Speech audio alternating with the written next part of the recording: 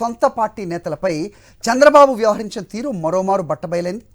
పచ్చిదగా చేసిన చంద్రబాబుతో పాటు లోకేష్ల తీరుతో కేసినేని ఆయన కుమార్తె శ్వేత టీడీపీ నుంచి బయటకొచ్చారు. ఇకపై సీఎం జగన్తోనే తమ పయనమని స్పష్టం చేశారు. మరోవైపు నీ వెంటే మేమంటూ టీడీపీ శ్రేణులు వైసీపీకి క్యూ కడుతున్నారు. ఈ పరిణామాలన్నీ తెలుగుదేశానికి డౌన్ ఫాల్ అనే చర్చ బెజవాడ రాజకీయాల్లో నడుస్తోంది. రాజకీయాలకు కేర్ ఆఫ్ అడ్రస్ అయిన బెజవాడలో Kesineni Nani episode political heat రా చేస్తుంది. 2019 ఫ్యాన్ సునామీలోనూ కేసినేని నాని విజయవాడ పార్లమెంటు నుంచి గెలిచారు. చంద్రబాబు ప్రాధాన్యత ఇవ్వకపోవడం, లోకేష్ సైతం నానిపై పెత్తనం చేయడంతో నాని సహించాల్సి వచ్చింది. కేసినేని నాని వంటి వ్యక్తి ఉంటే తమకు పార్టీ మీద పట్టు దక్కదేమో అనే భయంతో ఏకంగా కుటుంబాల మధ్యనే చుచ్చుపెట్టారు చంద్రబాబు, ఆయన తనయుడు లోకేష్. ఇదే సమయంలో నాని సోదరుడు కేసినేని చిన్నిని విజయవాడ టీడీపీ అభ్యర్థిగా తెరపైకి తెచ్చారు.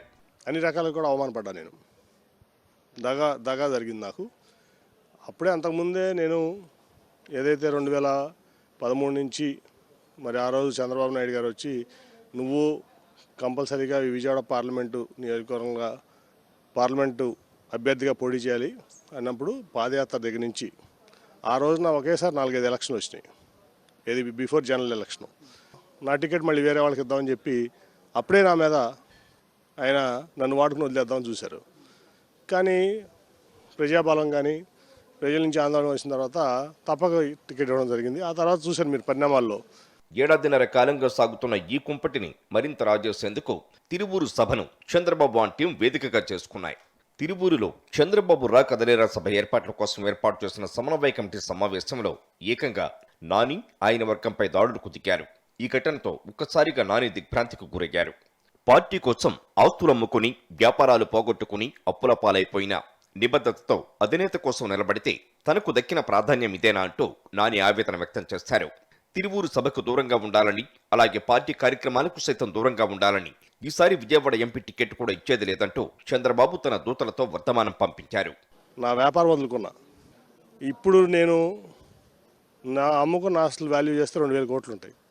ఎక్కడా కూడా అవినీతి చేయకుండా, ఎక్కడా కూడా చిన్న ఇది లేకుండా, కరప్షన్ కానీ వేరేది లేకుండా నేను అమ్ముకున్న ఆస్తులు ఇవాళ వాల్యూ 2000 కోట్లు ఉంటాయి. అందరికీ తెలిసి ఇది.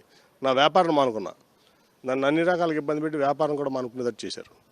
ఎంపీ కేసినేని నానిని చెప్పు తీసుకొడతానని మీకు కూడా వీడియోస్ మీకు తెలుసు. అట్లాగే ఒక ఆయన పాలిట్ బ్యూరో సభ్యుడు, ఒక బ్లాక్మెయిలరు, ఒక ల్యాండ్ గ్రాబరు, ఈ ఎంపీ కేసినేని అని ఒక గొట్టంగాడు అన్నాడు అదే ప్రెస్ మీట్లో. చాలా అవమానపరిచాడు నన్ను. టీడీపీ ఎన్ని అవమానాలు చేసినా భరించిన కేసినేని నానికి తోడుగా ఆయన కుమార్తె కేసినేని శ్వేత కూడా తండ్రి బాటలోనే నడిచారు.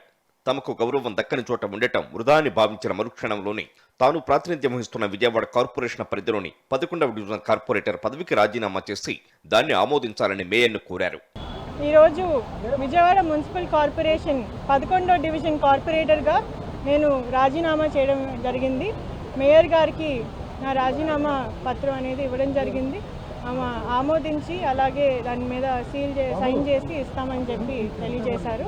ముందుగా చెప్పినట్లుగానే కేసినేని నాని రోజుకో ట్విస్ట్ తో వచ్చారు. ఓవైపు తన కుమార్తె రాజీనామా ప్రకటన చేయగానే విజయవాడలోని తన లోక్సభ కార్యాలయమైన కేసినేని భవన్పై ఉన్న పసుపు జెండాలను పీకిపడేశారు. ఈ క్రమంలోనే వైఎస్ జగన్మోహన్ రెడ్డిని కలిసి సంఘీభావం తెలిపారు. తన రాజీనామా ఆమోదం పొందగానే వైసీపీలో చేరుతానని నాని స్పష్టం చేశారు.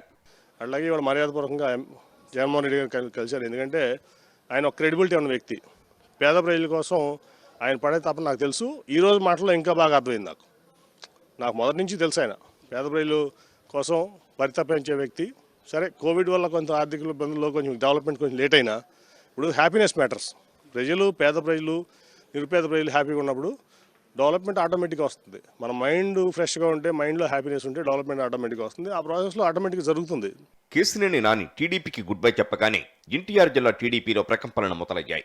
60% టీడీపీ ఖాళీ అవ్వడం ఖాయమని కేసినేని నాని చేసిన వ్యాఖ్యలకు అనుగుణంగానే ఒక్కరొక్కరుగా ఆయన అనుచరులు వైసీపీ బాట పట్టేందుకు క్యూ కడుతున్నారు.